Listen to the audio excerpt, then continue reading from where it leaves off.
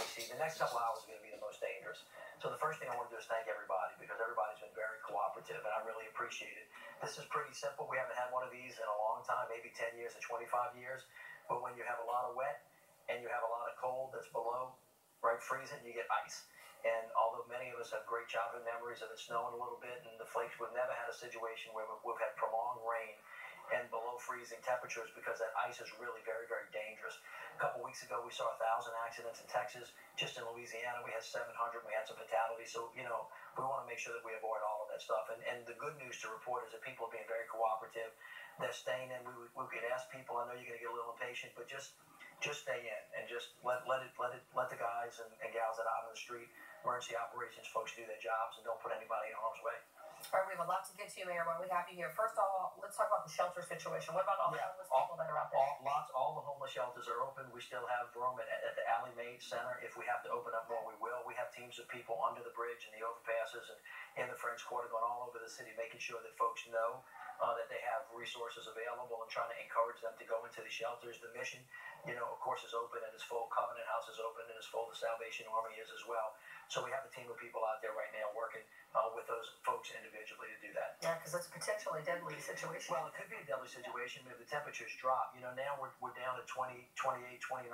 The wind chill factor has us down in some areas down to 18 and 19. So we expect it to be very cold and very wet. And I expect this really to continue tomorrow. Based on the National Weather Service, what they're telling us is that there'll be some relief tomorrow afternoon. It'll get a little bit warmer for a short period of time. The problem is it'll thaw, and then it's going to get colder. And so the ice conditions, which is the thing, it's the ice that is really the danger here that we haven't seen in a long time. So again, we want to prepare for the worst.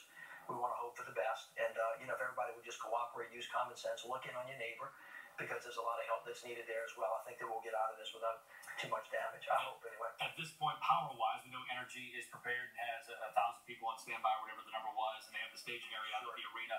Only about, according to their map, 50-something people without power right now. Which, sorry for those 50-something people, but it's not a widespread If you're that person, it's a major event for you. But again, widespread power outages we haven't seen. We saw a very short power outage in the lower ninth ward because somebody blew a line, but that was up after 5 minutes. So I'm expecting Entergy to lean forward. They seem to be doing this at this point, and I'm very thankful for that. But again, I would just ask people, just be cautious. If for some reason you have to be on the road, and you shouldn't have to unless it's an emergency, please go slow. There's a black ice phenomenon where it just spins over and you can't really see it. I'm watching the Weather Channel sometimes, and they're showing people spinning out. That's real stuff, and it's a very vulnerable situation, and you could get hurt. You could hurt somebody else. We talk about the roads. Obviously, some people would like to be in the sky as well, and the airport has canceled all its flights. Some people are stranded. Airport's done. The airport's not operating.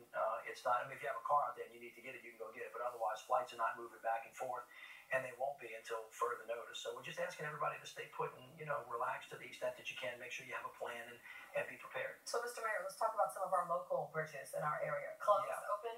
Well, St. Claude Avenue Bridge just got closed. The West Bank Expressway on the high-rise is closed. As we said, the I-10 is closed. Some of them, at least up to the last 5 minutes. Judge Perez has one lane. Danziger Bridge has a lane.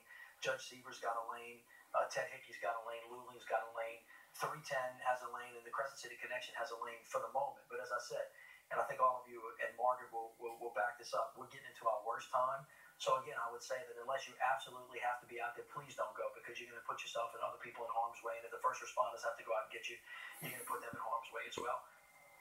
A little bit earlier today, we mentioned that the RTA was running bus service on a weather-permitted schedule. Do you have any updates on that? Yes, I do.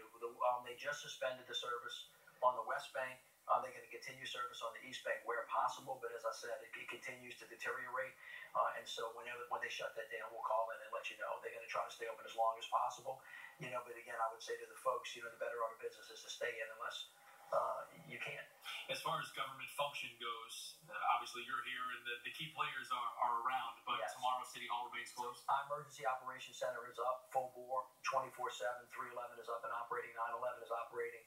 We have all of our police officers, all of our firefighters, all of our first responders all on deck, and will be here until we determine that, they don't have to be. But as far as regular government services, I've suspended them in the city today and tomorrow. We'll have an update tomorrow afternoon about Thursday. All things being equal, if things don't change, we expect that Thursday is going to be a regular day for us, but we don't want to really say that until we absolutely know. This weather system has been performing as we have expected it to. It's been as tough, across the entire southern part of the country. country, all the way from Houston to South Carolina. And you can watch the national news networks to see what that looks like. So, again, the better part of wisdom here is always to prepare for the worst and to hope for the best, and then to expect full cooperation from our citizens, by the way, which we've gotten. And I'm very, very thankful for it. We just want to make sure that we remain vigilant and use common sense. And, of course, finally, always reach out to your neighbors because they need help. For sure. Let's talk about our furry friends. What's Yes. happening with the LASPCA?